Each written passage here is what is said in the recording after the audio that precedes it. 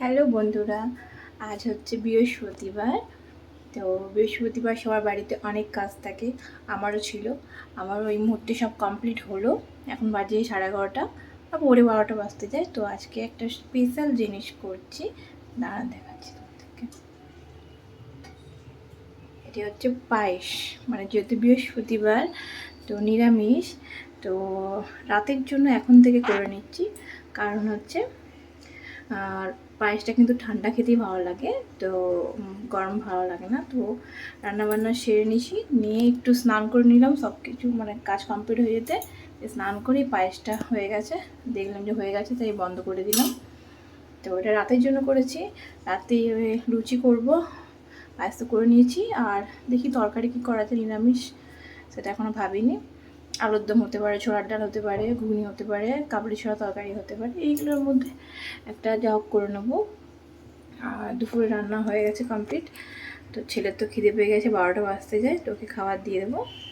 আর হচ্ছে রান্না করেছি আজকে নিরামিষ, হচ্ছে কুমড়ো আলুর তরকারি, ছোলা দিয়ে, মুগ ডাল, আর ছেলের জন্য প্রত্যেক দিন থাকে আলু ভাজা, ওটা একদম ফিক্সড।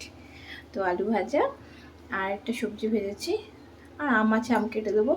আর নিরামিষের দিনকার তো বাড়িতে তো কেউ খেতে পারে না, মানে কি বলবো, আর নিরামিষ খেতে কত ভালো লাগে গরমের সময়, ঠিক আছে, কিন্তু আমাদের হয় না বাড়িতে। আমার ছেলের তো হয় না, আমার বড়োরও হয় না, ঠিক আছে, নিরামিষ চলে না। তো শুধুমাত্র ছেলেকে একটু আলু ভাজা করে দিলে ও খেয়ে নেবে, আমি জানি, কিন্তু আমার বড় মশা খাবে একটুখানি, জানি, সামান্য একটুই খাবে, ও বেশি খাবে না, নিরামিষ হলে অতটা খেতে পছন্দ করে না।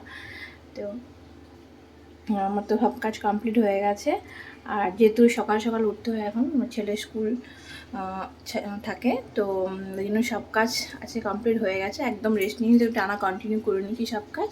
তো এখন সব কমপ্লিট, স্নান টান করে এবার রেস্ট, ছেলেকে খাওয়াবো, তারপরে নিজেরা খাবো, দিয়ে রেস্ট নেবো, তারপর আর বিকেলে ছেলের টিউশন, মানে কাজের শেষ নেই, বাট একটু রেস্ট পাবো আর কি, যেহেতু সব কাজ হয়ে গেছে আগে।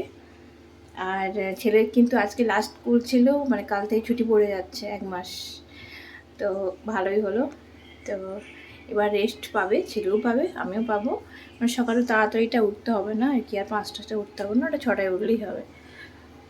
তো ছেলেও খুশি, আমি একই ব্যাপার, 6টায় ওঠা, 5টায় ওঠে, 1 ঘন্টা পর।